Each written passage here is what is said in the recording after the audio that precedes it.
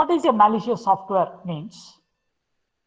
Some unwanted software, or we can say the software which is going to create some malicious thing, some unwanted things for you. So that is the malicious software.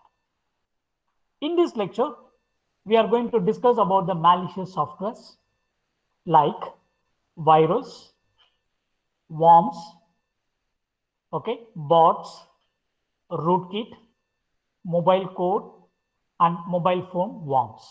So these are all different topics that we are going to cover in this particular lecture. Okay, it's a very important topic. In lecture number 1, we discussed about this, which is the attack, the topmost attack in the world means it is a malware attack. So most of the people, they are facing this problem. Okay, that means the virus and worms. Okay, nowadays we have ransomware.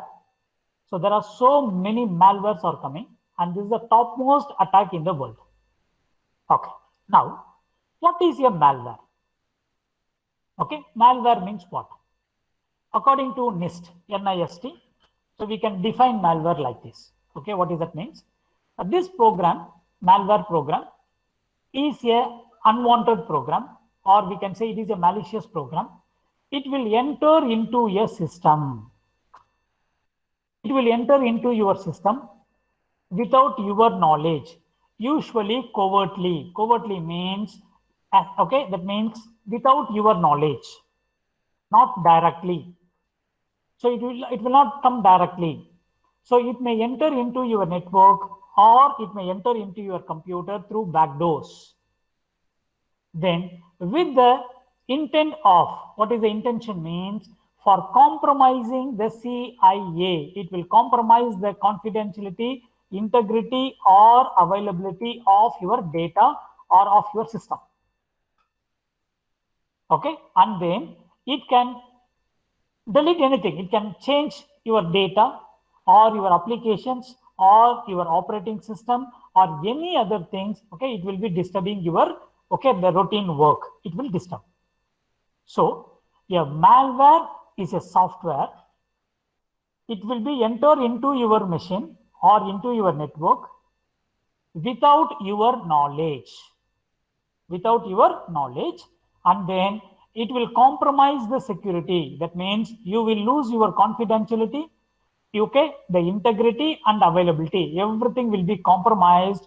That means your data, your applications, your operating system, okay, everything will be completely disturbed by using this particular software. Okay, so this is called malware. Now, next one, types of malware. Or we can say it is a classification. Okay, I'm going to classify these malwares into 2 groups. Okay, you can divide this into 2 groups. How you can divide this means you can divide this into 2 groups based on how it spreads. Okay, how it spreads and what it does. Okay, what is the action it is going to do. So based on this, we can divide this into 2 groups. Okay, how it spreads or how it propagates, and what it does, what type of action, okay, what type of impact, what type of harmful impact it is going to create for you. So you can divide based on this into 2 different groups. Okay, then also you can classify. Also you can classify based on so many other parameters. What is that means? Based on need a host program. So some malware, they need a host program. What is this host program, teacher? Don't worry. Okay, we will cover it later. So some malware, they need a host program. Some malware are independent and self-contained programs. Some malware, they does not replicate. Some malware, they may replicate. So based on this, okay, I repeat, there are totally 6 different parameters we are telling. What is that? How it spreads, what it does it need a host program or not, does, okay, it is a independent or not, does it replicate or not. Okay, so based on this, we are dividing so many malwares. Okay, there are a lot of malwares. Okay, you can classify the malwares based on these parameters. Okay, next one, you can see types of malwares. So now two types basically. Okay, there are 6 different classifications available, but all the classifications you are bringing into two groups, two different types. What is there? One is propagation, how it multiples or how it is going to spread. This is point number one. Then what is the action it is going to do? What is the action it is going to do? What it does? This is the basic things. Okay, go for what it does. Okay, plenty of things. Do you think a malware is going to do good thing? Means no. Malware will never do any good things to you. In spite of that, it is going to do everything, whatever it does, it is going to be only, okay, like a harmful. It is harmful. What is the teacher? It may corrupt your software or your data. All your data or the software will be corrupted. Number one. Number two, it can theft of service. It can act as a agent, zombie in your machine. What is zombie and all? Okay, we will see it later. It can act as a zombie. It can act as a botnet. So it can steal everything from your machine. Okay, that means it will steal your memory. It can use your memory. That means the malware can use your memory. The malware can use your softwares. The malware can use your CPU, okay, of your machine. So it can steal anything. And also it can steal your information, the confidential information in your machine. It can steal, okay, the confidential information from your machine. And also it can steal the key logging. Key logging means whatever you type in your keyboard. Okay, so whatever you are typing in your keyboard, it will capture. Then it will steal everything. Okay, it will hide in your machine. It will hide himself. Okay, you cannot find it easily, and it can take all confidential data. It can take. This is going to be the actions performed.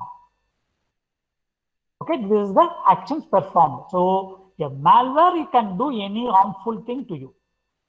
Okay, how it propagates? How it propagates means some malware they need. Okay, you take myself.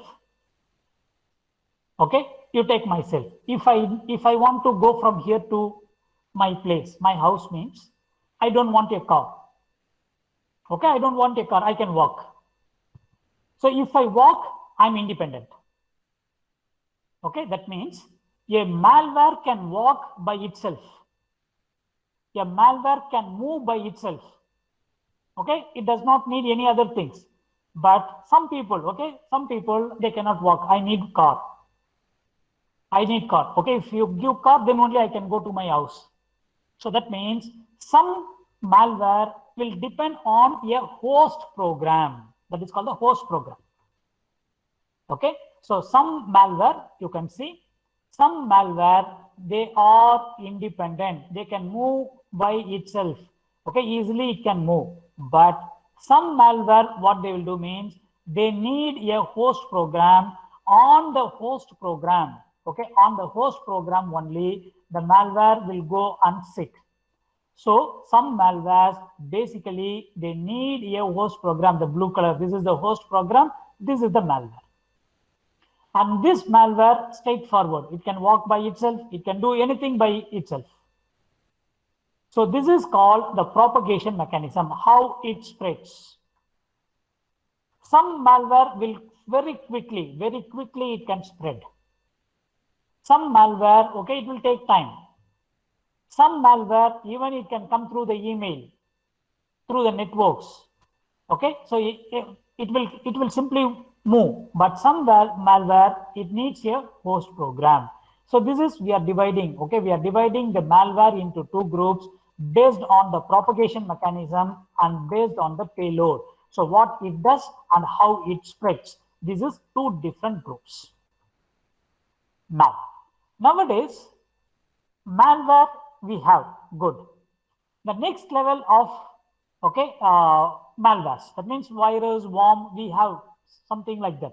But nowadays, we have something very dangerous. What is that means? That is called attack kits. If you see the hackers, the attackers, so most of the attackers, they will use these kits, attacking kits. What is available inside these attacking kits means everything will be available. So virus creation tools, worm creation tools, backdoor tools, okay, sniffing tools, okay. In network security A, you will study, okay, later what is sniffing, okay, sniffing tools, packet capturing tools. So everything will be available in this kit. So a collection of so many, okay, tools. There will be a plenty of tools. This is a collection of database. So plenty of tools will be available. Attacking tools will be available in these kits. Okay, everything will be available. Okay, can you give some examples for attacking kits means? You can see these are all the examples. You can search it in the internet later. Okay, so you can see Phoenix kit, Shakura kit, Black Hole kit, Zeus kit. So these are all different attacking kits available. Now, these types of kits, okay, it will be used by the attackers, by professional attackers. They will use these kits. Okay, denial of service tools, okay, and virus tools. Everything will be available in this. So this was started from the 90s. Okay, 90s people are using, but nowadays the latest, if you see, okay, we are having more highly sophisticated tools, okay, available. Okay, highly sophisticated attacking kits available. So using this, okay, you can see toolkits are often known as crimeware. So crimeware. So this is going to be a very dangerous one. Crimeware, like hardware, software, crimeware. So people, okay, these attackers, they will use, okay, the kits. Attackers using these kits for creating the problems. Okay, so this is about the attacking kits. Then attack source, from where? From where? Okay, the attacking source. Why? Okay, that means people are attacking. They are using the attacking kits. Very good. Okay, from where they are attacking or why they are attacking means you can see politically motivated attackers. So politically motivated attackers means, for example, I'm here. Okay, I don't like another person. Okay, I don't like another person. So what I can do means I can attack that particular person. Okay, so that is called politically motivated. Criminals, organized crime, organizations that sell their service to the companies and the nations and national or government agencies. So these are all different attacking source, not individual. Individuals also there. Individual users also the attackers. Okay, other than individuals, okay, we are having lot of groups, okay, from one country to another country. Okay, even nowadays, some countries, they are having the attacking groups. Okay, they are having the attacking groups in order to attack the others, okay, data. Okay, this is common everywhere. So that's why every country now, they are strengthening the security, the information security, they are strengthening, okay, because, okay, we are now in crimeware. So crimeware means people are using lot of attacking kits and trying to steal somebody's data. Okay, always trying to steal somebody's data. So we have to be very careful. Okay, now up to this, we have given a small introduction. Okay, what is the malware? How you can divide the malware, okay, into different groups. Okay, so the basic things we studied. Now, I'm going to take the first concept here is virus. Okay, 5.2. Up to 5.1, it is just an introduction. So 5.2, we are going to talk about only virus. Okay, so what is virus? Virus is a malware. Point number one. Point number two, virus needs a host program. Virus needs a host program. So a virus cannot run, or a virus cannot walk, or a virus cannot move by itself.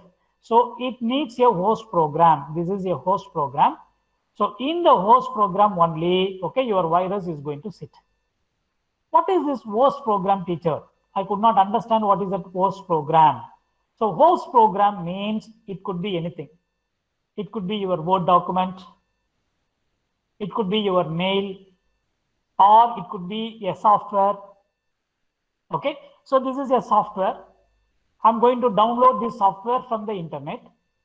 So in this software, they may attach, they may include the virus. Virus they will include and they will give it to me. Okay, they will give it to me. So this is the host program. Okay, and this is going to be your virus. So a virus cannot work independent. No. A virus cannot move independently. So a virus needs a host program. It needs a host program. Okay, for example, you take this is a Word document. I keep this Word document in my system. So inside the Word document, I have virus. No problem. No problem. The virus will be in the in the passive state. Okay, it will be in the passive state. It is not going to work. But if I open this Word document, I'm going to click the Word document and I'm going to open the Word document. If I open the Word document, automatically the virus will become active. So if the host program is activated, automatically the virus is going to be activated. Now, once if the virus is activated means it is going to do some malicious thing. What it can do, it can delete my data or it can copy my data, something it is going to do. Then take another Word document. Okay, for example, I have another Word document is open, and in this Word document, I don't have any virus. But now what virus is going to do means virus can replicate and virus can move here to the next Word document, it can move. So replicate means it will become multiple. Okay, it can replicate and it can move to the next also. Okay, now a copy is going here. So the second Word document also now infected by this virus. Okay, it is infected. So now this is how the virus is going to spread. Okay, virus needs host program and it is going to replicate. Replicate means it is going to become multiple. Okay, it is going to become multiple. So now one virus is now becoming two virus. Then 2 will become 4, 4 will become 8. So multiple, it will become all the host program in your machine will be affected. It will be infected by virus. Now, the next one is, if you take a virus is a software. It is a program. It is a piece of program. You can create your own virus. I can create a virus. There are so many tools available nowadays. Virus making tools. Okay, virus creating tools. Plenty of tools available. Okay, just search it in the internet. Virus creating tools, but you have to be very careful. Okay, you have to be very careful. Sometimes you may be infected by that. Okay, virus creating tools. So now, if I go to the virus creating tools, okay, you can create. So that means what is my point is, virus is a program. Okay, it is a program. Now, this virus program is going to have, it is going to hold 3 different parts. There are 3 different parts available in a virus program. This is components. Okay, there are 3 different parts available. 1, 2, 3. 3 different parts available here. Okay. So what is the first method means? The first part means, okay, the first component is IM, infection mechanism. Okay, that is going to be the first part. The second part is the trigger. And the third part is going to be the payload. Okay, payload part. So these are the 3 different components or the 3 different parts of your virus. Okay, now what is payload means? Payload is nothing, what it does. What the virus is going to do, that is available in the payload part. So what it does, what it is going to do. Okay, so what type of attack this virus is going to do, it is written in the payload part. Okay, it is written. Then the next one is trigger. What is trigger means? When this virus will become active, that is called trigger, the event, when it will become active. Okay, Okay, when this virus will become active. So that is going to be the trigger. If somebody click, if somebody open this file, so that is going to be the trigger. When it will become active. So that is going to be returned in the second part of the virus, that is called the trigger part. So this is an event or a condition, okay, or a situation when the virus will become activated. Then the next one is infection mechanism. So what is infection mechanism means? How the virus is going to spread. Okay, how the virus is going to spread. So this is written in this place. So how virus spreads. So there are three different parts available. Okay, this is a program. You can even using Java program or C program, you can write your own virus. So in the first part, it is going to be the infection mechanism, or we can say the infection vector, how it is going to spread. So this is written in the first part. So in the second part, we have, okay, that means the trigger. When, okay, this virus is going to be activated. I already told. So the virus is available in a Word document. The Word document, okay, I'm not going to open the Word document means the virus is not activated. So when you open the Word document, so that is the condition. When the Word document is open, when somebody click this file, when the time, okay, reaches at 12 o'clock. So these are all different triggers, okay? The triggers you can fix. So when the virus wants to become active, that is. Then the last one is going to be the payload part, what it does, what is the damage the virus is going to create. Okay, what damage the virus is going to create. So these are the three different components: infection mechanism, triggering, and payload part. Now, if you take a virus is, these are all short answer questions. Okay, virus components, okay, short answer question. Then, if you take a virus is going to have four different phases.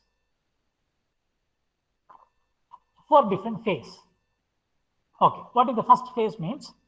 Dormant phase, trigger phase, execution phase, propagation phase. This is what we discussed in the previous slide. Now, so the virus means the virus is going to be the first phase. Virus is in the dormant. Dormant means like sleeping, passive, not doing anything. Okay, I already told. I'm having a Word document. So in this Word document, I have a virus. But the Word document, I'm not going to open the Word document. Word document is just kept in my hard disk. I didn't touch the Word document. But there is a virus inside. Means that is going to be the dormant stage. So in the dormant phase, all the viruses, it is going to be in an idle state. Okay, so it is not going to be activated.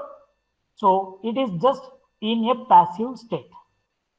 Now, if I just click that, if I activate the program, if I click that program means that is going to be the triggering. If I open that file, or if I deleted something, okay, some event, some actions if you do, that is going to be the trigger. Okay, I open the Word document. So automatically the virus is going to be in the active state. Okay, now it is ready for attacking.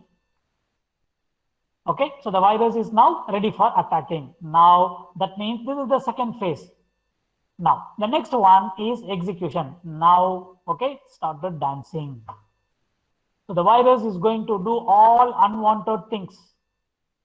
It is going to do all harmful things to you. Okay, now, okay, this is going to be the execution phase.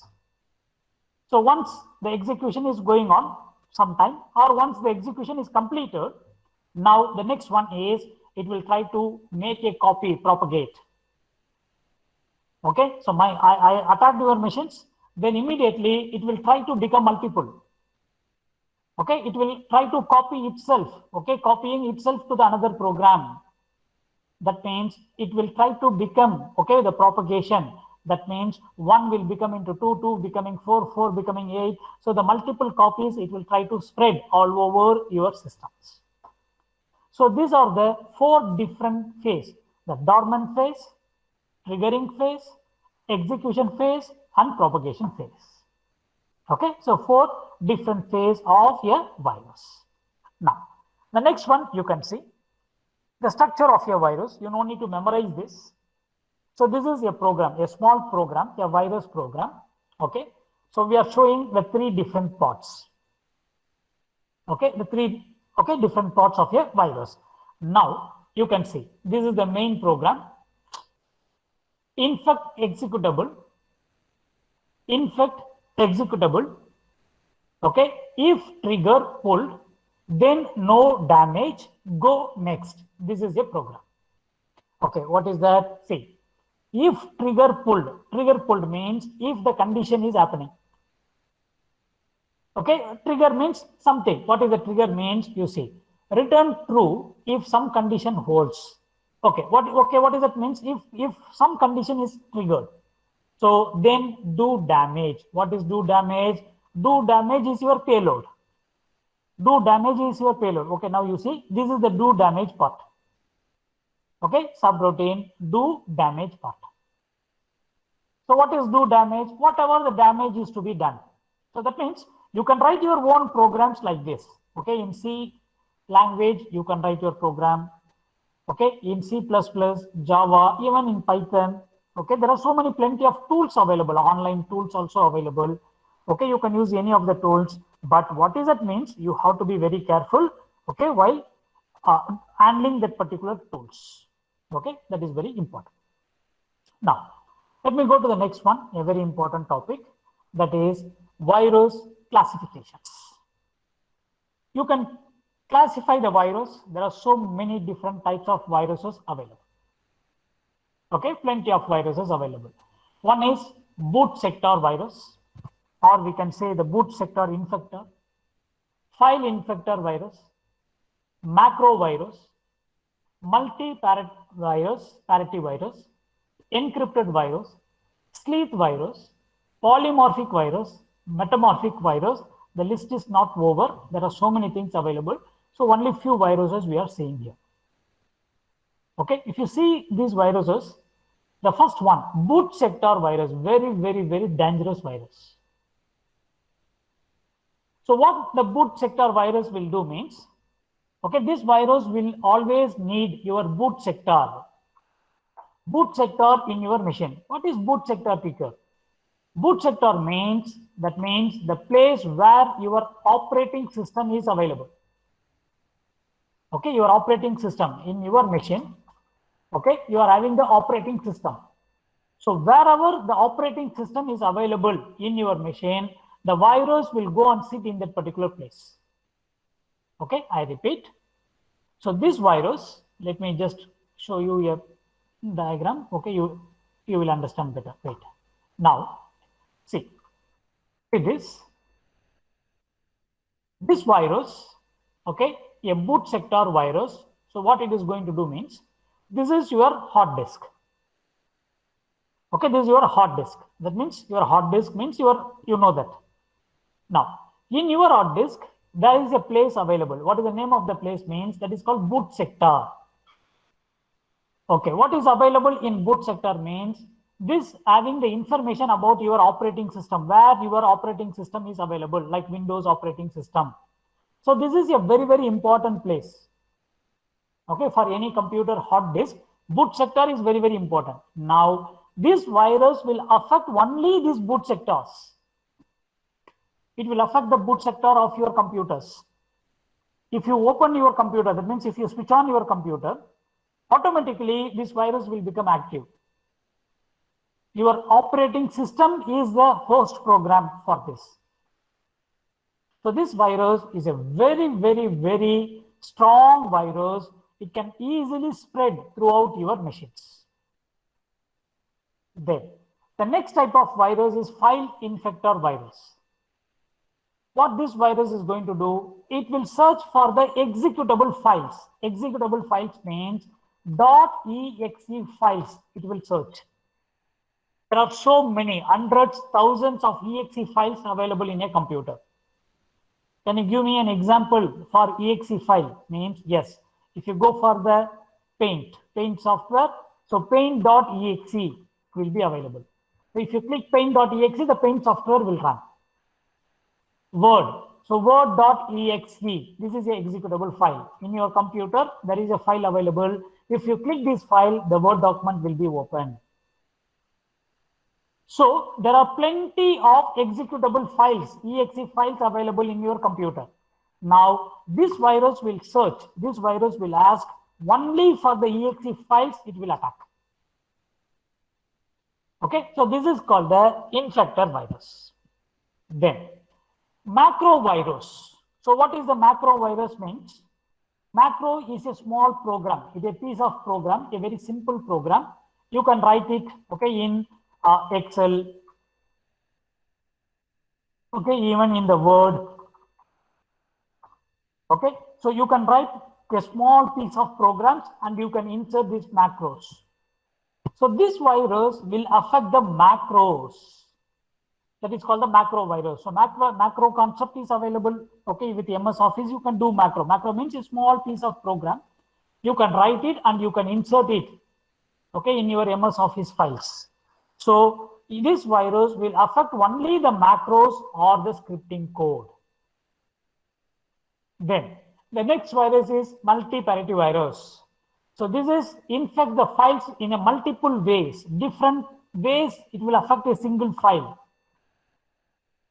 A single file, okay, it will affect means the payload. So it will affect the single file in multiple ways.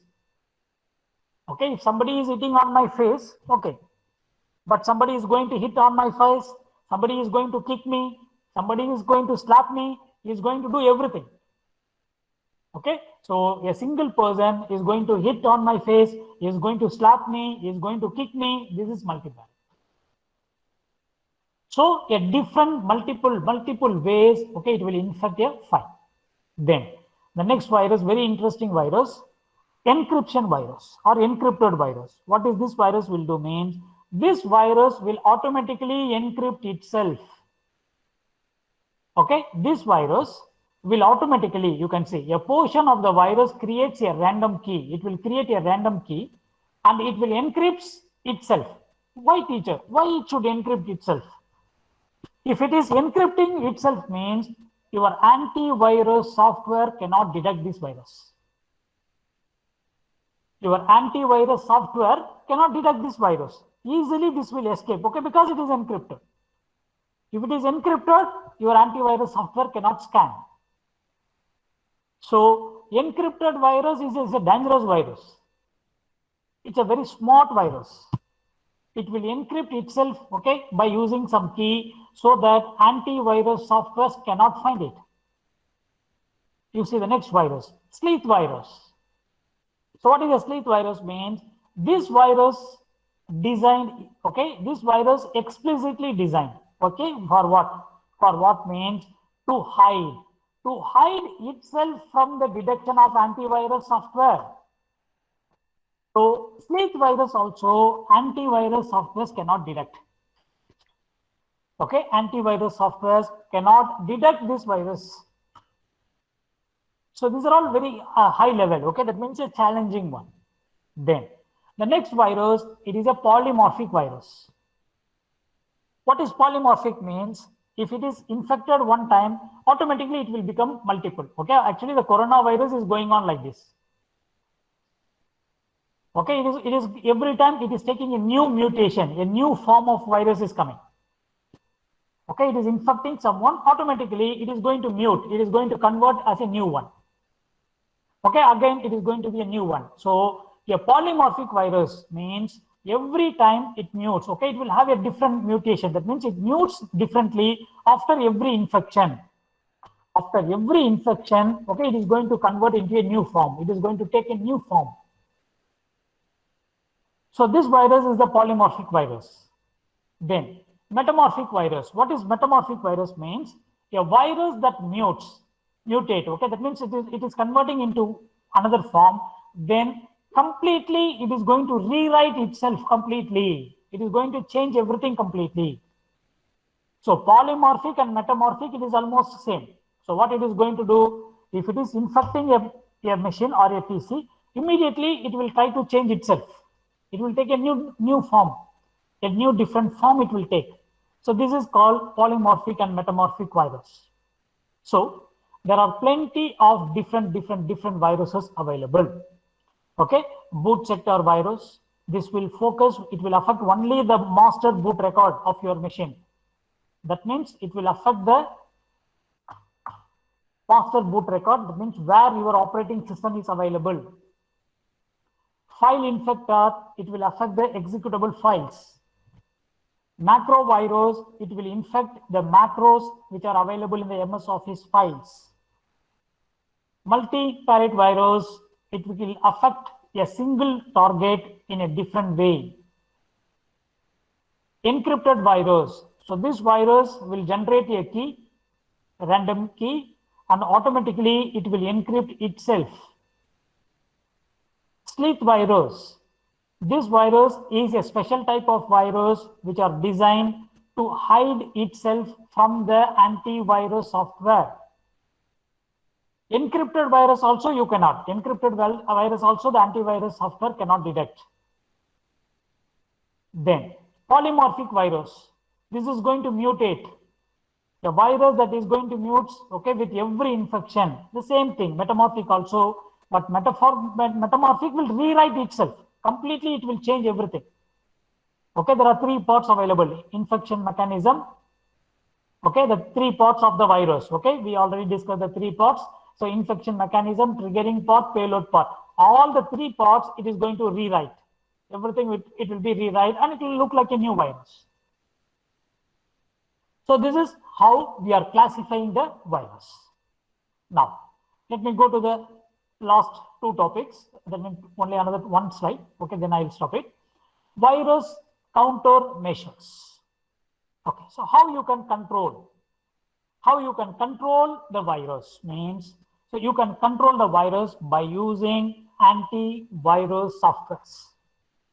There are plenty of antivirus softwares available. Okay, so now what is the first step means? Try to prevent.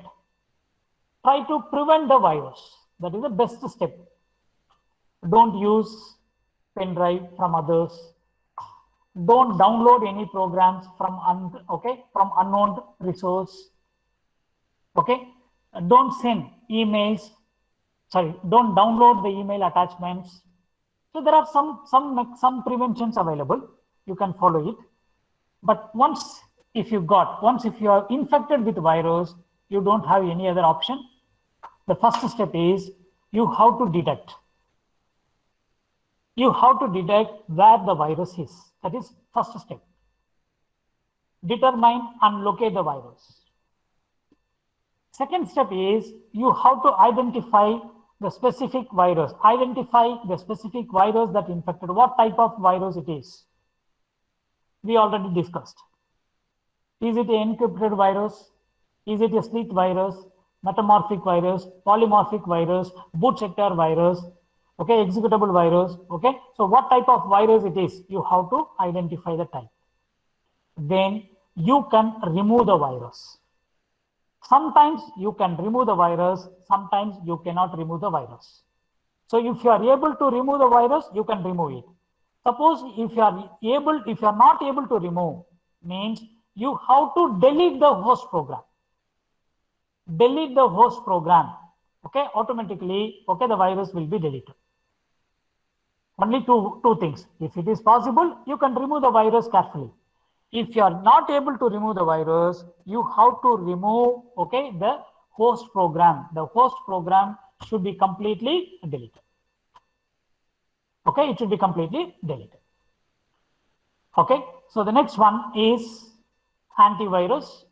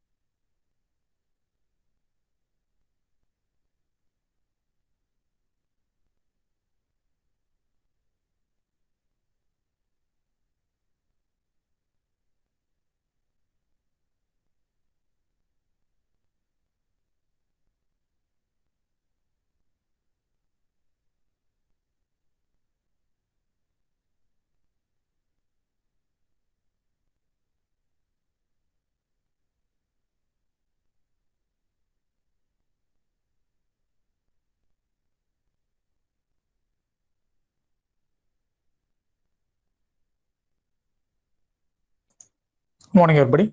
So let us start. Okay, so no need to wait. Almost 13 students are there, another 4 students absent. Okay. Attendance is recording every day. Okay, that means every class. Okay, I'm recording the attendance and I'm marking the attendance. So please kindly be careful. Okay, if you have any problem in the attendance, okay, you are not allowed to take the exam, final exam. So please be careful. Okay, with your attendance. So don't think I'm not taking attendance. I'm seeing all your names, and also I admit one by one. So when you log in inside this meeting, when you enter into the meeting, I click admit. Okay, so that time I'm taking your attendance. So please be careful. Okay, so don't think teacher is not taking attendance. Okay, now can anyone please confirm me? Is it clear? Are you hearing me? Am I audible? Yes, Mr. It's clear. Okay, so thank you very much. So in the last class, that means yesterday, we discussed about different virus classifications. Okay, boot sector virus, file infected virus, macro virus, multiparate virus, encrypted virus, sleep virus, polymorphic virus, and metamorphic virus. So I explained about all these things one by one. Now, today we are going for the next slide, the next concept. It is virus countermeasures. So if you take countermeasures, the important countermeasure is you have to prevent. You must try to prevent the virus. So how I can prevent means, kindly don't download anything from the internet. Don't take any softwares from others. Don't use your pen drive. Okay, in many system, many computers. So there are a lot of prevention mechanism is available, but it is difficult to follow. Okay, it is very difficult to follow because nowadays we used to download so many things. Okay, there are plenty of things we are downloading from the internet and we are using that. So, and also we need to copy the files from one place to another place. Okay, from one computer to another computer. I want to send the files means, okay, we are using the the devices. That means pen drive or CD, no problem. The most of the thing is the USB drive. So because of that, there are plenty of chances available, okay, for the malware to enter into your device. And also one more reason, very important reason, if you connect your devices with the internet, if you connect your devices, okay, it could be a mobile phone or a tablet, okay, or a laptop, okay, or a desktop PC. If you connect anything with the internet, you will have more chance to be affected by this malware. So the malware can enter into your device very easily, okay, when you are connected online. So we cannot avoid this. Okay, it is very difficult to avoid this. So what we can do means, so we can go for some countermeasures, like we can have antivirus softwares. Okay, you can have antivirus softwares. Okay, so about the antivirus softwares only, we are going to discuss in this particular slide, in the next 2 slides. Now, so the best approach for controlling the virus or for controlling the virus or malware is, the first step is we have to detect. So detecting the location, that means where the virus is available in your PC, in your desktop, or in your mobile phone. So where the malware is available or the virus is available. So detection is the first step. Then you have to identify what type of virus it is. So in the last slide, we discussed about so many different types of malware. Okay, starting from boot sector to polymorphic, metamorphic. So there are so many different varieties available. So you have to identify what type of virus it is. Then you have to remove it. So removal, sometimes the removal, that means virus removal is possible. Sometimes virus removable is not possible. You cannot remove some virus. Okay, for example, boot sector virus. Okay, the first virus, boot sector virus, it is very difficult to remove that particular virus. So what you have to do means, you have to format your computer. Okay, the system should be completely formatted. That means everything you have to delete. So delete the host file. Okay, delete the host file. So you can delete the host file. That will be the maximum at most. Okay, that is the solution. So sometimes you can remove the virus, sometimes you cannot remove the virus. You have to remove the host file itself. Okay, so this is the 3 different steps: detection, identification, and removal. Now, the next step is generation of antivirus software. There are so many antivirus softwares available. Now, these antivirus softwares we are dividing. Okay, we are dividing into generations. Okay, I'm using some antivirus software. You are using some antivirus software. So everybody is using the antivirus software. Different, different vendors. Okay, different vendors, different companies. So now this antivirus softwares, okay, we are going to write it, or we are going to divide it into generations. First generation antivirus software, second generation antivirus software, third generation antivirus software, fourth generation antivirus software. Now we are in the last one. That means we are in the fourth generation. Now we are in the fourth generation antivirus softwares. Now, what is first generation? In first generation, what is the technique they used? Okay, what is the technique they used? Okay, to identify the virus and to remove the virus. What type of technique they used in the antivirus software in the first generation? In the second generation, what is the technique used? In the third generation, what is the technique? What was the technique used? In the fourth generation, what is the technique we are using nowadays to identify the virus and to remove the virus? Okay, that is we are going to discuss here. Now, if you take the first generation antivirus software, they used simple scanners. They were very simple. Okay, they used a concept called signature concept. Malware signature concept is used. Signature based identification. What is this signature based identification? In lecture number 7, okay, in lecture number 7, yes, we are going to discuss about this intrusion detection system. In intrusion detection system, we are going to discuss about this signature based method. So what is a signature based method means? Okay, I'm going to the bank. I'll just give you a simple example. You can understand. I'm going to the bank. I want to withdraw some money. Okay, so the bank manager is asking me to sign in a paper. I'm going to put my signature. Okay, I'm going to put my signature. Then the bank manager is going to verify my signature. Already they store the signature in their system. So with that, okay, whatever I'm signing, okay, my signature, they are going to compare both.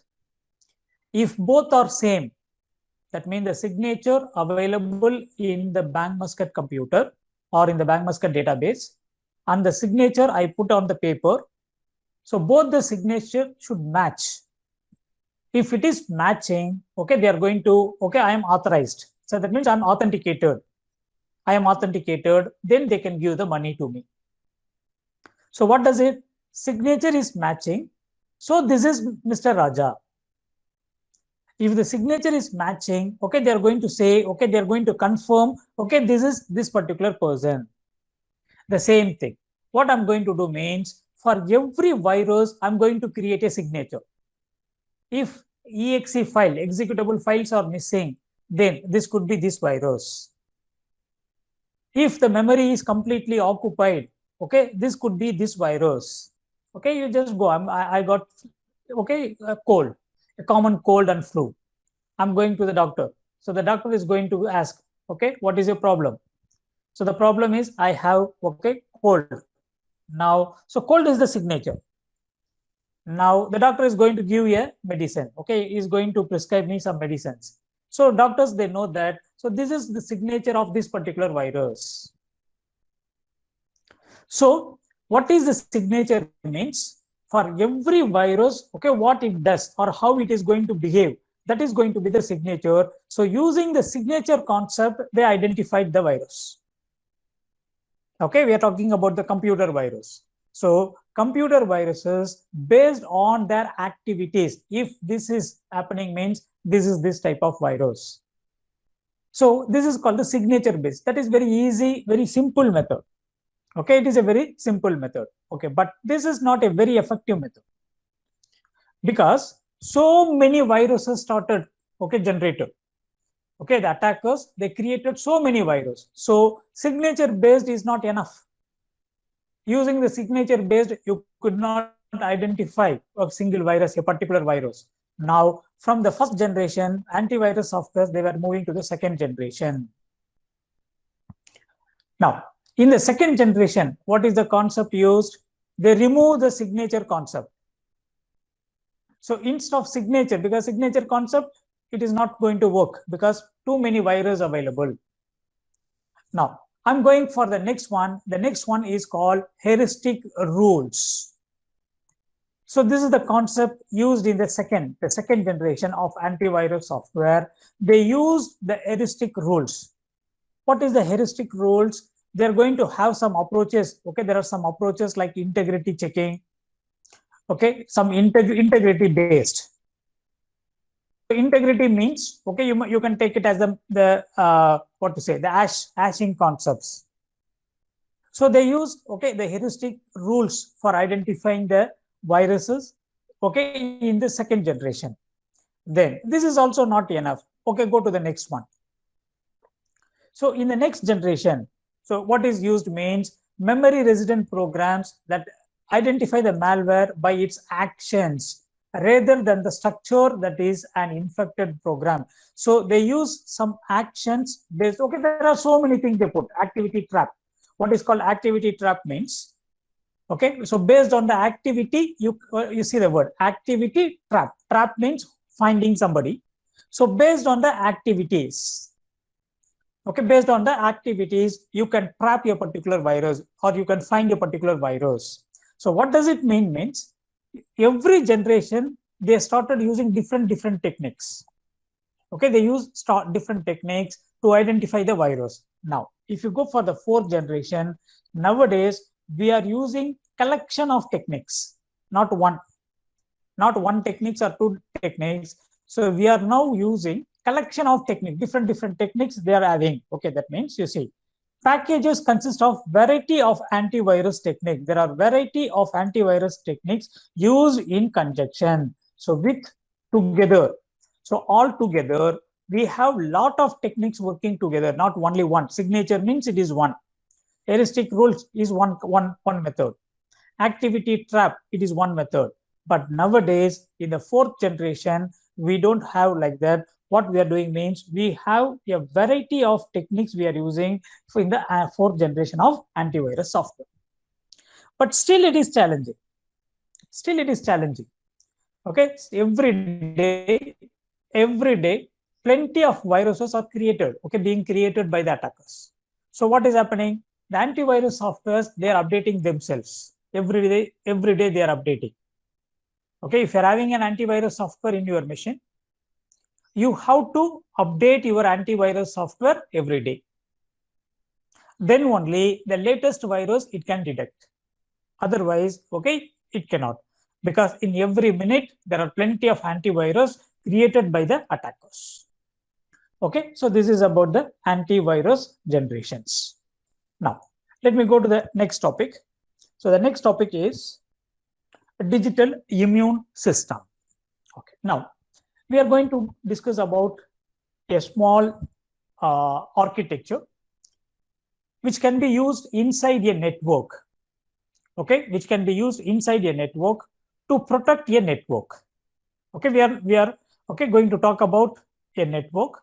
So inside the network, you can have some type of setup to manage or to control the malware software. Okay, so this is called digital immune system. Okay, digital immune system. Okay, you know what is immune system? That means for our body. Okay, our body, we must improve our immune. So it will fight against the virus. Okay, so even for COVID, you can find lot of advertisements. Okay, eat healthy food, do exercise, sleep 8 hours. So these are all tips for what? To improve our immune system. Okay, to improve our immune system, there are plenty of, okay, tips people are giving, doctors are giving. So if you follow the tips, automatically our immune system will, okay, it will be boosted, and your body can fight against the virus. The same thing, I must have a immune system for my network. For my network, for what? I need to protect my network from the malware, particularly from the virus. I want to protect my systems. So what I can do means, you see the word, okay, a very interesting, okay, word, digital immune system. Okay, digital immune system. So how does a digital immune system is going to work? Okay, now you can see this is a private network. Okay, this is a private network. That means this is my network. I want to protect this particular network. Okay, I want to protect this network from others, from the external entities. Okay, you can say external entities or something. Now, in this, there are so many machines available. You can see client machine, client machine, client machine, client machine. Okay, I have 1, 2, 3, 4. So 4 computers I'm having. I'm having 1 administrative machines. Okay, 1 administrative machine I'm having. Okay, now in this, 1 particular machine is now infected. Malware infected client machine. Now this machine is now infected by the malware. Virus infected this machine. Okay, same COVID scenario you can take. So 1 person infected.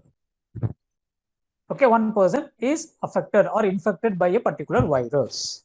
So now what you have to do means, now this machine is going to send the information, or it is going to convey this to the administrative machine. Okay, it is giving the information to the administrative machine. Now administrative machine got the information from machine number, okay, from this machine, infected machine. Now the administrator is going to broadcast this information. The administrator machine is going to broadcast. It is going to broadcast this information to all in the network. Okay, that means the first machine, second, third, for everyone, it is doing the broadcast. Okay, it is doing the broadcast. Okay, before that, you can see you can follow the steps. Now, so the machine is infected. So automatically, the client machine is giving the message to the administrator. Step number 1. Step number 2, the administrator machine is going to give this information to a separate machine. This is the another machine. I'm going to say this machine as malware analysis machine. So I'm having a separate server. So this server is to analyze, okay, the malware, what type of virus, some analysis I'm going to do. So step number 2, the administrative machine is giving this information or forwarding the information to malware analysis machine. Okay, so what the malware analysis machine is going to do means, it is going to start analyzing the malware behavior. So malware behavior means what type of virus it is. So what the virus is doing, what type of problems it is creating. So the first step is analyzing the malware behavior and the structure. Structure we already discussed. There are 3 parts available. Okay, there are 3 different parts available in a virus. Okay, so infection mechanism, trigger, and payload. So what is the structure of the virus? What is the behavior of the virus? So they are going to do the analysis here. Then the next step is extract the signature. Signature means I'm going to find this is this type of virus. I'm coming to a conclusion. So this is going to be this type of virus. So that is going to be the signature. I'm coming to the conclusion, saying that this could be this type of virus. Then the next one is derive the prescription. Prescription means recommendation, what to do. Okay, whether we can remove this virus. Okay, the doctor is giving the prescription, taking this tablet. Okay, now deriving the prescription. So prescription means that is going to be the solution. Now the solution is forwarded to the administrative machine. So the administration machine is going to give the solution to everyone. Okay, they're giving it to everyone. You can see it is going to the next part of this is another part of the network. This is one part of the network. This is another part of the network. Okay, so the solution is given to everyone. Now, so what we understand here means we are going to have a separate machine in the networks the name of the machine is malware analysis machine. So what this machine is going to do, if there is any infection, that means if any malware infect your machines, immediately the malware analysis machine is going to analyze, is going to identify what type of malware it is. Okay, what is the structure of that? So what could be, okay, it is going to identify what type of virus, that means signature. Then it is going to prescribe the solution. So the solution will be prescribed. The solution will be implemented everywhere in your network. So this is called the digital immune system. Okay, so this is the how you can control. Okay, this is the way how you can control, okay, the malware in a network. This setup we have in our college. So in our college, if any one machine is affected with a virus, means automatically this will be conveyed. This will be given to the administrative machine. The administrative machine will take, okay, action, and immediately, okay, a patch software or update will be sent and the virus will be removed. Okay, so this is called the digital immune system concept. Now, so they're just explaining this in the next 2 slides. Okay, they're explaining about this. What are the steps available? So you can go through the theory part. So whatever I explained, you can find it here. Okay, so prescription is very, very important here. So the prescription is going to be the solution. Okay, what type of solution it is? Mostly, okay, run the antivirus software or update your machines or some patch software. Okay, a piece of software patch. So the patch will be sent. Okay, that is going to be the solution. Okay, now up to this, we are completing virus. Okay, the virus concept is over. Now, the next concept we are going to move, okay, is worms. So worms, what is the difference between virus and worm? Okay, so both are malware, no doubt. Both are going to be the malware, malicious software. Then what is the difference? Okay, what is the difference means? The difference is, the first difference is, okay, worm is an independent program, but virus is not independent. Virus needs a host program. Okay, virus needs a host program. Virus cannot move by itself. It needs a host program. The host program could be anything. It could be a Word document or it could be an email attachment. Okay, anything. But worm is not like that. Worm can walk. Worm can move. Worm can travel freely from one network to another network.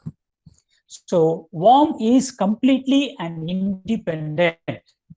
independent malware which can move by itself. No need for any host program here. Okay, you can see the program that actively seeks out more machines to infect. Each infect machine serves as a automated launching pad for the attacks on the other machines. So easily a worm can move, okay, from one place to another or one host to another host in a network. And it can go to any machine and it will be, okay, it will affect, okay, it will infect the particular machine. Okay, so it will exploit all types of vulnerabilities, software vulnerabilities in the client or the server programs. It can use the network connection to spread from one system to another system. Even sometimes, okay, actually now my machine and your machine are connected. You are seeing my screen. Okay, there is a logical connection available between my machine and your machine. Now, by using this connection, easily a worm can come from my machine to your machine. Okay, there is no need for any host program. If a connection is available, if a logical connection is available between two machines, so automatically it can spread. It can, okay, it can move from one machine to another machine. Okay, a simple example I have given to you now. Okay, so you 20 students attending the class means with all the 20 students, my system is having a logical connection with everyone. There are 20 logical connections, okay, managed in my machine. So through this logical connection, okay, a worm can easily travel from one machine to another machine, from my machine to your machine or your machine to my machine, the worm can travel. And also it can spread through the media. That means the shared media, that means through the memory, like USB drive, CD, DVD, okay, disk. even through the email. Okay, so it can spread like anything. Now, so the worm can take the same thing. Okay, worm is also going to have the 3 parts. There will be 3 parts. The first part is the infection mechanism. Second part, okay, it is going to be the trigger, and third one is a payload. So the payload part is going to carry the attack. Okay, the payload part is going to carry the attack. Then, so the first known worm, okay, in 1980s. So the first known worm was created by, okay, Xerox Palo Alto Labs in the year of 1980s. Okay, this is just a historical data. So in the year of 1980s, only the first worm was created. Okay, now the next one you can see worm replication. How the worms can replicate. Yesterday we discussed about the virus. How or when a virus can replicate means when the host program becomes active. I gave you an example yesterday. Okay, I'm having a Word document. In the Word document, I have a virus infected. If the host program is not activated, if the word program, if the DOC, if the document is not open, no problem. The virus will be available in the dormant stage. Okay, the virus is going to be in the dormant stage. It is not going to be active. But if you open the Word document, if the host program becomes active, it will become, okay, multiple. It will replicate. But here, the worm is not like that. A worm can replicate. Okay, when a worm can replicate means you can see a worm can replicate. Okay, your worm can replicate. Okay, through the emails. Okay, replicate or spread. Okay, you can take it in any way. So it can spread very easily through the email, through the instant messenger facility. I'm just chatting with you. Okay, I'm going to chat with you, instant messages. Through the instant messages also, okay, it can spread very easily to the other machine. Already I gave this example. Through the logical connections, okay, through the logical connections, easily a worm can go from one machine to another machine. Then, file sharing. So this is sharing the files using your USB drive, okay, or any storage media using the, okay, CD, DVD, okay, for any method of file sharing, easily the worm can replicate. Then remote execution capability. So this is the important word. You can see remote. So remote login. What is remote login? From my machine, I'm going to log in into a machine which is available in our college. Or from my machine, I'm going to log in into a router by using telnet connection or by using the SSH connection. So wherever you are going for the remote execution, remote access, remote login, that means there will be a logical connection between two machines. So using that logical connection, automatically a virus can spread from one machine to another machine. Okay, so this is the concept. So wherever the remote concept, so remote means, okay, I have a machine in my office. I know the IP address. So from this machine, I can log in. I can log in into that machine. So if I log in into that machine, so a logical connection is available automatically using that connection. So the worm can easily spread. So in all the remote execution, remote file access, remote file transfer, remote login, in all the remote activities, easily worm can replicate or worm can easily spread. Both will happen. Okay, so this is about how the worms can replicate. Now, the next concept is Morris worm. This is the name of your worm. Okay, this is a name of your worm. Earliest significant worm infection in the year of 1988. So this worm was released by Robert Morris. Actually, the worm concept, actually, what is that worm concept means? It was like a theoretical concept first. Okay, it was in a novel. Okay, a theoretical concept. Just imagine one person is going to fly, a human being is going to fly from one place to another place. Okay, so like imaginary stories. Okay, it was like that. That concept they implemented. Okay, they implemented in the internet. That means in the networks. Okay, so the now worm in 1988, Morris worm is a very popular worm. Okay, this is a very popular worm which was created in the year of 1988 by, okay, the name of the person is Robert Morris. Okay, so from there, from 1988 only, okay, from that date, so there are a lot of worms, okay, were developed by the attackers. Okay, plenty of attackers there. Initially, the worm were designed, okay, the worm was designed for the Unix systems. Okay, Unix operating system. Okay, Unix operating system only to attack the Unix operating system. That means what means to crack the password file, to crack the password files, okay, to get the login details, login credential details, to access the details of the others. So for this purpose only, the Morris worm was created. Okay, Morris worm is the first worm created in the year of 1988. So for what means? For cracking the passwords in the Unix systems. In 1980s, we used a protocol. Name of the protocol is called the Finger protocol. This protocol is completely not in use. It is a network protocol, Finger network protocol. Okay, this protocol, okay, for remote access. This protocol is nowadays, okay, it is not in use. We are not using this protocol because this protocol is completely a vulnerable protocol. So Telnet, you might have heard about the Telnet protocol. Telnet also a remote login protocol.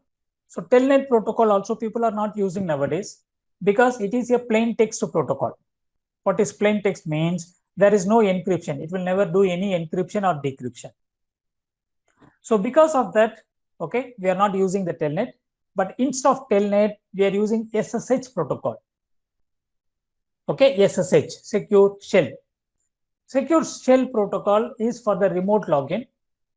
And this protocol is a secured protocol. Whatever the data or the credentials you give, the passwords, everything will be encrypted in SSH. Okay, so Finger protocol they used in those days. That means in 1980s, which were completely a vulnerable protocol. Then exploited a trapdoor debugging option, remote processing, and receives and sending the email. So for what this Morris worm is used means for sending and receiving the emails, okay, to fixing the trapdoor. Okay, what is a trapdoor means? Like backdoor to enter into the other's machine. So there are so many activities. That means unauthorized activities were done by using this worm, Morris worm. Okay, so this is just a small thing, okay, about the Morris worm. A successful attack achieved communication with the operating system command interpreter. Send the interpreter a backdoor step, that means the bootstrap program to copy the worm. So what does that means? The Morris worm was a very successful. So using that, they cracked so many systems, so many networks they cracked. They enter into the operating system and they gain access. They took the username, passwords, okay, all the credentials they took. So it is very dangerous, okay? It is a dangerous. Morris worm is one of the popular worm, okay? If you just Google it, you will find a lot of data, okay, about this Morris worm. Now, let me go to the next slide. Worm technology. Now, if you see worm, if you ask me which is more powerful, virus or worm, means I can say the worm. Worm is more powerful than the virus. Okay, now you can see the state of the art, the worm technology includes the following. Okay, there are some important words they're giving, keywords. So what does that means? You see, multi-platform. A worm can work in variety of platforms. A single worm, if you take, okay, the same worm can work in the Unix operating system. The same worm can be, okay, will run or it will execute, okay, it will be executed in the Linux operating system. The same worm, it will be used in the Windows platform also. So generally, worms are multi-platform based. They are multi-platform based. So multi-platform means they can run on any platform. This is one, okay, the important, okay, technology. Then multiple exploit. In the last, okay, that means in the yesterday's class we discussed, there are some virus for boot sector. There are some virus for, okay, executable file infector. There are some virus, okay, sleuth virus, but here it is not like that. So a single worm can multiple exploit. It can exploit many things. That means a single worm can affect, okay, it will infect the web browser, It will attack the browser, email, file sharing, and other networking machines to attack. So a single worm can do so many things. So multiple exploits it can do. Then ultra fast spreading, you see the word ultra fast spreading. A worm can spread like anything. The speed of the worm, okay, it is going to be very high, ultra fast spreading. But the virus is not like that, because virus needs a host program. So the spreading speed is limited for a virus, but for a worm, okay, it is going to spread like anything. Then polymorphic, metamorphic, these two terms already we discussed for the virus also. Okay, so what is polymorphic means? Take multiple copies and act differently. A single worm will be copied many times, and each copy will behave in a different way. A single worm will be copied into n number of times, and every new one is going to act in a different way. They are not going to act same. So this is, okay, multiple copies and act differently. Metamorphic, have a repertoire of behaving pattern, different behaving pattern. Sometimes it will behave like X. Sometimes a single worm can behave like Y. Sometimes, okay, a single worm, okay, the same worm can behave like Z. So different, okay, behaviors, different types of behaviors. Then transport vehicle. So what is a transport vehicle means? A worm can use to spread the virus. A worm can use as a spreading tool for a virus. That means in a worm, in the payload part, you can put a virus and you can send. So a worm can carry virus. Okay, a worm can carry virus and it can spread the virus like anything. So this is the transport vehicle. Then zero-day exploit. So this term, okay, somewhere we discussed this zero-day exploit. What does that mean? Identifying the vulnerabilities of a system. Okay, of any system, vulnerability, identifying the vulnerability of a system as quickly as possible. Okay, as quickly as possible. That is going to be the zero-day exploit. So worms are used for identifying this. Okay, zero-day exploit. They are used to identify the vulnerabilities, unknown vulnerabilities, so that a worm can easily exploit the unknown vulnerability of any system, of any application. So these are all, we can say, the technology, okay, used with the worm, or we can say these are all the advanced features. Okay, so a worm can work in multiple platforms. A worm can have a multiple exploit. Okay, ultra fast spreading, polymorphic, metamorphic, transport vehicles, and zero-day exploit. So this is about the worm technology. Now, worm countermeasures. Okay, how we can control the worms? Okay, as far as controlling, we have antivirus software for virus.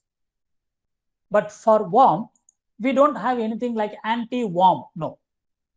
Anti-worm software, we don't have. But what we have to do means, we are going to use the same antivirus software only. We are going to use for both, for controlling both. Okay, same antivirus software will be used for removing the virus and also for the worms. So we don't have a separate piece of software for worms. Then antivirus software can be used to detect the worms.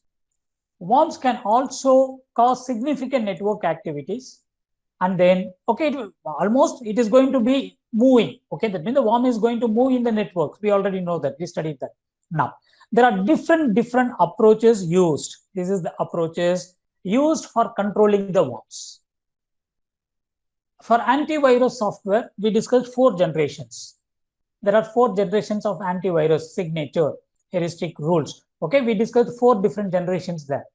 Same like, okay, for virus, for worms, we have some techniques. What are the techniques? Means you have signature-based worm scan filtering technique. Okay, we are not going to study in detail. Okay, but you can just see the names. Signature-based worm scan filtering methods, filter-based worm containment methods, payload-based classification of worms, threshold random walk method, rate limiting and rate halting method. So these are all the methods available to control the worms. Okay, I'll just give you an overall idea so that you can keep it in your mind. Rate limiting and rate halting means this is controlling the packets, the traffic. Okay, that means blocking. You can block the packets coming to your network because virus can move from one network to another network. We already told. So you can block the traffics, okay, moving from one network to another network. So controlling the traffic, this is. Then threshold random walk scan detection. So what is the threshold means? Wherever more packet comes, okay, you can go and scan. You can do a random scan. Okay, in this machine, suddenly there are too much of packets received. So it could be a worm. Okay, you can scan that particular machine. That is called the random walk. Threshold random walk. Then payload classification means you can see the payload. We already discussed. A worm can carry a virus in the payload part. Payload means the data part. So you can check the payload. You can concentrate on the payload classification method. Okay, each and every what to say, okay, the every method is a very big concept. Okay, it's a very big topic. So if you take payload classification, okay, we can talk for one class, okay, 1 hour. So it's a big thing. Okay, so just we are seeing the names. What are the names available? So signature based worm scan filtering, filter based worm containment, payload method, that means payload based classification method, then threshold random walk method, and rate limiting method. Okay, so these are the 5 different methods available how you can control the worms in a network. Now, so up to this, we are completing the worm concept. Okay, is over. Now, please note down, we are going to discuss 2 methods. That is going to be the last in this lecture. Okay, 2 questions, long answer questions. Okay, 2 long answer questions we are going to discuss. Usually, students will confuse with this. Okay, they will confuse with this. Okay, because if you ask one, okay, they will write the answer for the another. Okay, so please kindly note down, okay, in a very clear way. Already we discussed about the immune system, digital immune system we discussed. Almost the same like this, we are going to discuss 2 different methods. Okay, 2 different methods we are going to discuss. So these 2 different methods, how to control the worm, okay, in a network. Okay, first method is, please note down, proactive worm containment method. This is the first method. Okay, maybe in exam you may, okay, get a questions like this. Explain proactive worm containment method. This is the first method. Second method is network based worm defense method. Okay, network based worm defense method. These are the 2 different methods available. Okay, 2 different methods available. Now, I'm going for the first method. Okay, using the diagram, the block diagram, using the block diagram, easily you can explain what is that. Okay, now, proactive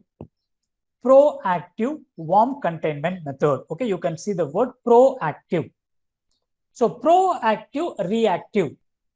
What is proactive means? If something happens, before that, if you take action, that is called the proactive. Social distancing. Social distancing is a proactive method. So before something is infecting us, so we have to take some steps. Okay, we have to take some steps. That is going to be the proactive method. So proactive worm containment method, this is the first method. Okay, what is this method? So using this method, I'm going to control the worm in my network. Okay, how? See, this is the network. This is my network, the entire network I'm at. Now, in my machine, okay, this is my network, my entire network. Now, I'm going to have, okay, what is it? Now, I'm going to have a separate machine. A separate machine. I'm going to keep it after my firewall. I'm going to keep a machine. What is the name of this machine means? The machine is called PWC Manager machine. Okay, PWC Manager machine. Okay, what is PWC Manager means? Proactive Worm Containment Manager machine. Then, in all my nodes, okay, that means in all my hosts, I'm going to install a agent software that is called PwC agents. I'm going to install. So PwC manager and PwC agents, there will be two different software. So PwC manager software is running here. Okay, this is called WARM Management Center. This is what we discussed in the previous slide in the digital immune system. So in the digital immune system, what we discussed means we are having a malware analysis machine. Same like this, I'm having a WARM Management Center. Okay, WARM Management Center. So in the WARM Management Center, the manager software is running here.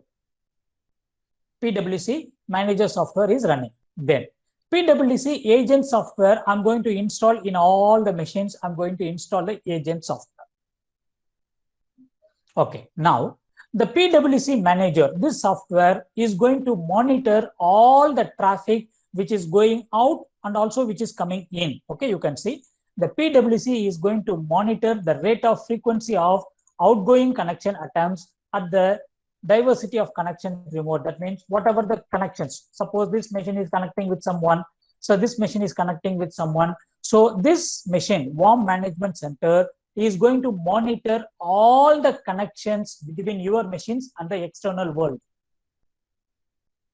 Okay, I repeat the point. The PwC manager software is going to monitor all the connections, all the logical connections. Okay, so host 1 will be connected with somebody, host 2 will be connected with someone, host 3 connected with someone, host 4 connected with someone. So with all the logical connections, it is going to monitor. Then suppose in these connections, in these logical connections, if there is any surge is detected, surge means like, okay, unwanted packets are coming, or a worm is trying to enter into your network, a huge number of packet is coming to your network. Suppose if any unwanted things is detected, means the PwC manager is going to block that particular host, is going to block that particular connection. Okay, so take 1, 2, 3, 4, 5, 6 machines available. All the 6 are connected or connected with somebody in the internet. Okay, they're doing something, some activities. Someone is chatting, someone is attending a meeting, someone is doing a remote login. So just consider all the 6 connections available here, 6 logical connections available. Now the PwC manager is going to monitor all the 6 connections. Okay, the PwC monitor. Okay, sorry, PwC manager is going to monitor all the connections. Suppose in any one logical connection, if there is any suspectable, if any, okay, a huge number of packets are coming, or worm is trying to enter into the network, means immediately the PwC manager is going to block it, is going to block that particular connection. Step number 1. Okay, now you can see the steps. So a PwC monitor, okay, the PwC agent monitors the outgoing traffic. Okay, I just go to the diagram. From here I can stop. Now, so this machine is going to monitor the connections. If any issues available, he can block that. Then he can give the information to everyone. Okay, that means the manager can send the broadcast packet. Okay, it can send everybody. It will give you an alert. Okay, all the machines kindly close the connection. There is some problem. Okay, everybody will get a instruction. This is case 1. Case 2. In all the machines, we have the agents. The agent softwares are running. So the agents also, they can also monitor. They can also monitor the connection. Suppose, okay, here I'm having a agent software. So my machine is connected with someone. Okay, I'm going to monitor. The agent is monitoring. Okay, any packets coming, any unwanted things coming, a huge number of packets reaching my machine. Now immediately the agent is going to block the connection. The agent will give the information to the manager. Okay, you can take two concepts, 2 cases here. So first case, the agent can monitor. If any problem available for this machine, immediately it will close the connection and send the packet, send the information to the manager. This is one case. The second case is, okay, PwC manager can monitor your connections. If any surge, that means any unwanted activities detected, immediately, okay, your manager is going to block the connection and giving the information to all. So this is going to be, okay, here, see, the PwC agent monitors the outgoing traffic for scan activity. If a surge is detected means automatically it is going to issue an alert to the local machine. It is alerting the local machine, kindly block all the connections, to block all the connections. Then this information will be given to the manager. Okay, this information will be given to the manager. Then it will start doing the analysis. That means the agent software will start doing the analysis. What is the problem? At the same time, the manager is getting the alert. The manager is getting the alert from the agent. Okay, is getting the alert from the agent. Now the manager is going to give to all the agents. Okay, he is going to spread it to all the agents. Please be careful. We got the information like this. So please be careful. Okay, everybody close the connection. Now all the computers will be completely blocks the connections. Everybody is going to block the outgoing connection and they are going to start the analysis. Okay, they are going to start the analysis. So in two different ways you can okay, you have to understand. So agent also can give the information to the manager. Managers also can give the information to the agents. So this is called proactive worm containment method. Okay, so you have to draw the block diagram. So using the block diagram, you can explain this concept. Now, let me go to the next one. Okay, so the last concept here, network-based worm defense technique. Okay, network-based worm defense technique. So what is network-based worm defense technique means? Okay, you can see I'm having a network. This is my entire network, a private network. Okay, it is a private network. Now, the private network, I'm connecting with the internet. Okay, my network, I'm connecting with the internet. So once if you connect it with the internet, there are a lot of chances available for the malware to enter into your machine. So in this case, we are going to talk about the worms. Okay, now you can see here, I'm having a honeypot machine. I'm having a passive sensor. I'm having a firewall. Okay, I'm having three things. These are the three entry points for my network. So what is a honeypot? Okay, it's a very interesting topic. I'll just tell in one line. So what is a honeypot means? This is a completely a vulnerable machine. Okay, so it's a completely a vulnerable machine. So this machine, I'm going to keep it to catch the attackers. Okay, to catch the attackers, to welcome the attackers. I want to catch who is the attacker. So I can create a honeypot. Okay, in some lectures, we are going to discuss about it. So honeypot, a passive sensor. Passive sensor means simply I'm just going to monitor all the incoming traffic. Okay, a passive sensor or a firewall sensor. Okay, so a worm can enter in any way. So now in this method, okay, in this example, consider a worm is going to enter into your machine by using a passive sensor. Okay, now everything it is going to the server machine. Okay, server machine. So now I found a virus entered into my machine. Okay, a worm. So now immediately what I'm telling means, what I'm going to do means, I'm going to forward this information. That means a worm has entered into this machine. Okay, I'm going to forward this to a special environment or special computer. This is called sandbox environment. in the digital immune system, we saw a machine, a separate machine, malware analysis machine. In the PwC, proactive worm containment, that means the previous example, we saw a PwC manager. Same like this, I'm going to have a separate machine or a separate environment, a machine, which is called the sandbox environment. Okay, I'm going to keep. So what is this sandbox environment means? So the sandbox environment, we got a worm like this. Okay, they're giving this type of worm entered into our machine. I'm getting that. Okay, I'm sending it to the sandbox. Now in the sandbox, they are going to do the hypothesis testing and analysis. They're going to do some analysis. Then immediately they are going to generate a patch. What is this patch means? Some update, a small piece of software. Okay, my car, okay, my car tire got punctured. Okay, my car tire got punctured. So I'm taking my punctured tire to Sanaya. Sanaya is the sandbox environment. I'm taking it to Sanaya. Now in Sanaya, they are going to do some analysis. Okay, what is the problem? How we can stop this?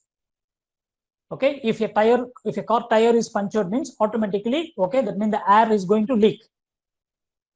Okay, the pressure is going down. So now they are going to do some analysis, and what we can do means we can make a patch. So patch means a plastic something, a rubber something, they are going to paste it inside the tire and they are going to stop that particular hole. They are going to block the hole so that air is not going to come out. So based on the type of worm, what type of worm it is, okay, that is called the feature extract, okay, forwarding the features.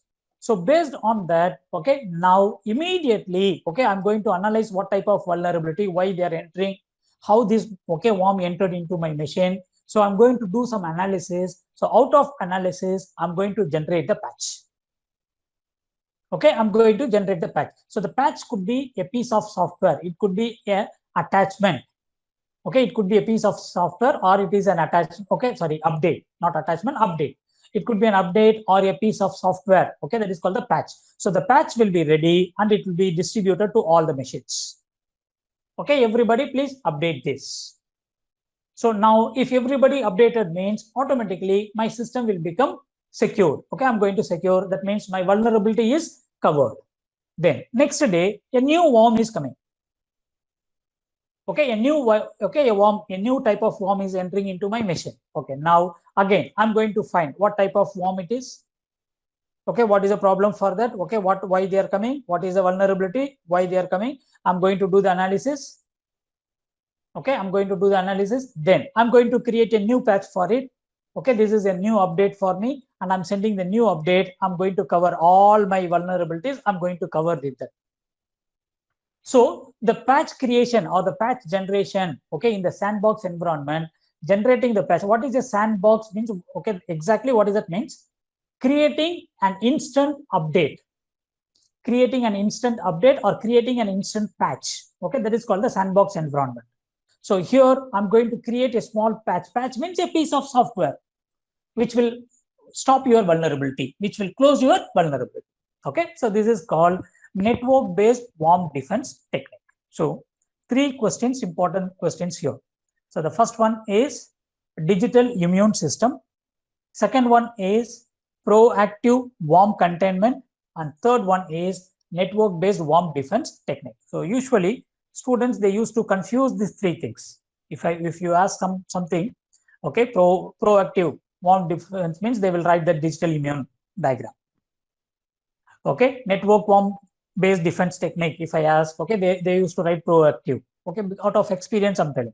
So all the 3 diagrams, okay, 3 block diagrams, you can write it in your own way. Okay, don't memorize the things, try to understand the concept.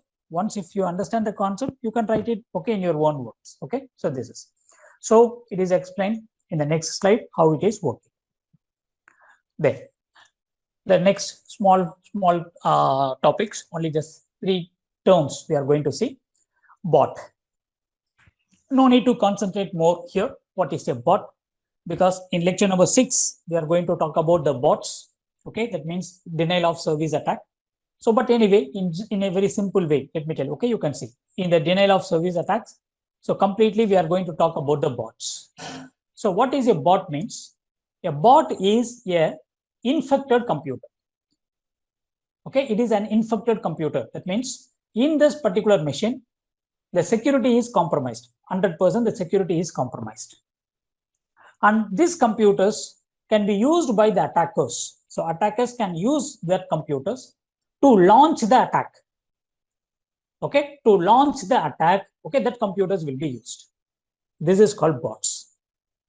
Okay, so a bot, even my machine could be a bot, I don't know. Your machine can be a bot. So what is a bot means? A bot is an infected computer, a computer which is already compromised, security is compromised, which is already infected, and it is under the control of somebody. Somebody will be controlling your machine. They can launch any type of attack from your machine. Okay, they can spread, okay, anything from your machine. They can spread, they can launch a attack, they can attack somebody from your machine. So that is going to be a bot. Collection of bots. There will be a collection of bots.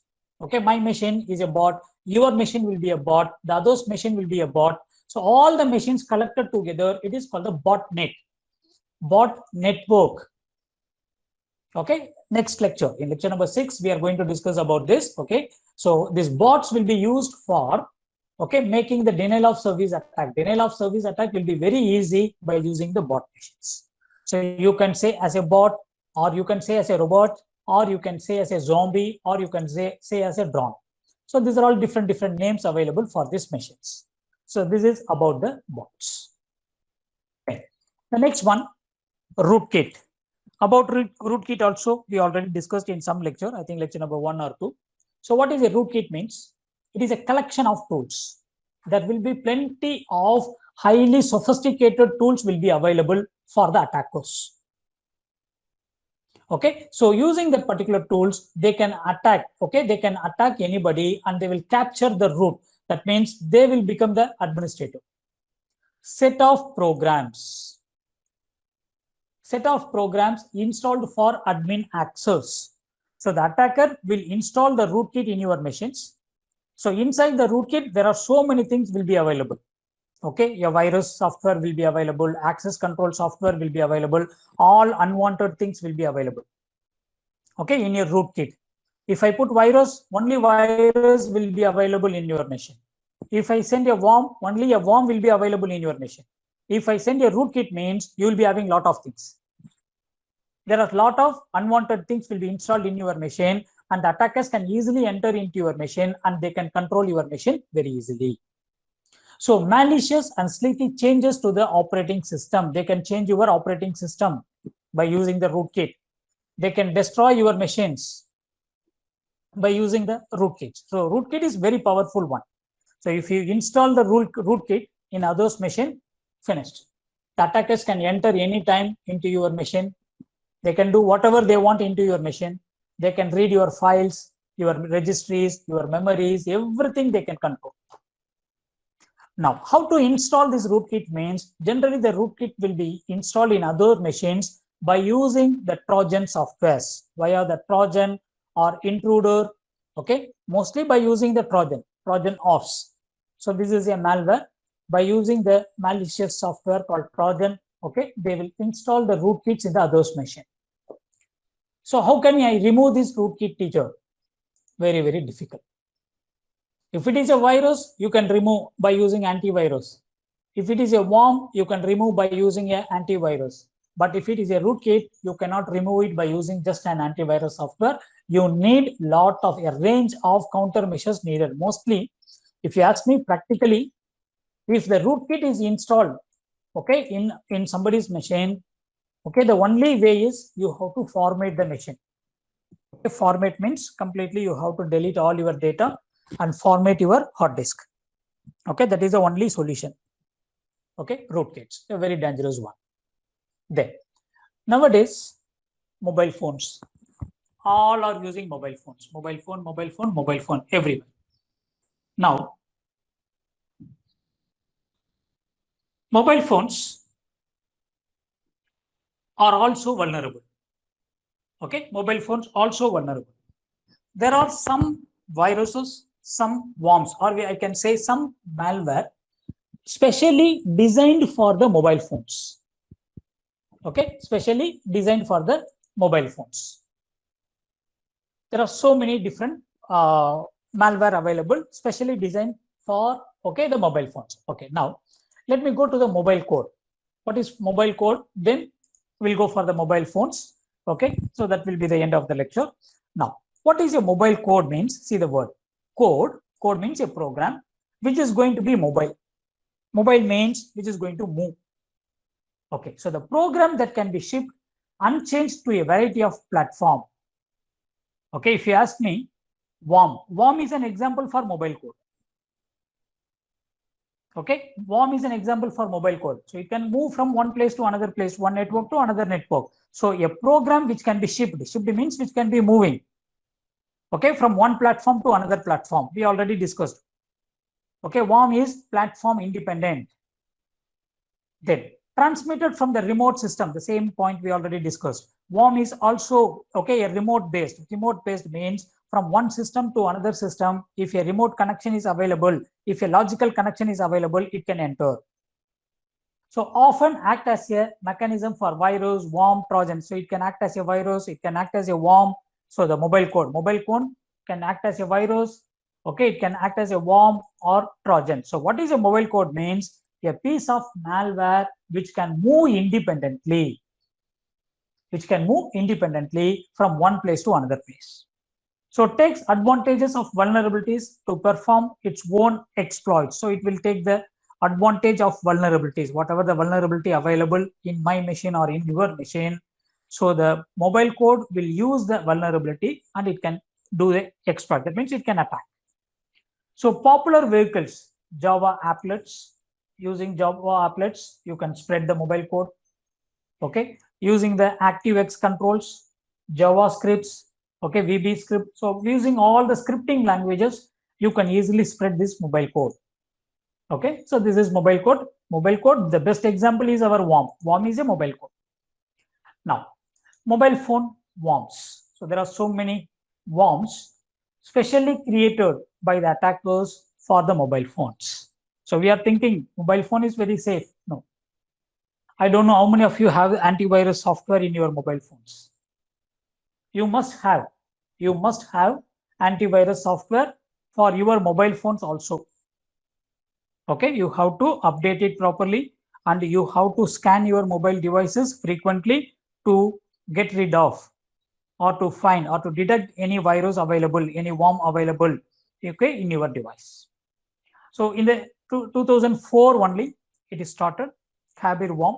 So this is the name of the worm, the first worm which infected the mobile phones in the year of 2004. Okay, so do you okay, if you remember from the beginning of 2000, okay, from the beginning of 2000 only the mobile phone, okay, started. That means the number of mobile phone users increased. Okay, mobile phone providers, service providers also increased, okay, from 2000 only. So in 2004, the first worm is the name of the worm, okay, Kabir is the name of the worm. So it is generated in the year of 2004. Then in 2005, okay, Lasco and Com Warrior. So these are all the other worms, okay, which were created in the year of 2005, and it spread all over the world. Many mobile phones were infected that time. Then, so communicating through the Bluetooth, okay, I'll just summarize it. Even through the Bluetooth, a worm can spread. Even through the MMS, okay, multimedia, okay, message service, okay, a worm can easily spread. So even from, okay, any type of connections, if you are sharing the data from one mobile phone to another mobile phone in any method, using a Bluetooth method or NFC method, okay, or Wi-Fi method, by using any method, if you share the data from one machine to another, that means one mobile to another, automatically it can easily spread. Okay, you can see Com Warrior replicates by means of Bluetooth. I'm just opening Bluetooth in my device, first device. In the second device also I'm having Bluetooth. So automatically I'm exchanging the files. That means there is a logical connection available between these two devices. Using the logical connections, you're okay. That means the worm can move from one device to another device. Okay. So nowadays, okay, we what to say? We depend on mobile phones. Okay, our mobile phone carries data. There are so many useful data available in our mobile phones. So attackers are targeting. Okay, they are all targeting the mobile phones now. Okay, so targeting the laptops or networks, okay, becoming less nowadays. So attackers are concentrating more on the mobile phones because the mobile phones carries the personal data of an individual. Okay, every individual's personal data. There are so many personal data we are keeping. Okay, starting from the bank information to, okay, personal photos. Everything is available in the mobile phone. So the attackers started attacking, okay, the mobile phones. So with this, we are completing this lecture. Okay, so thank you very much.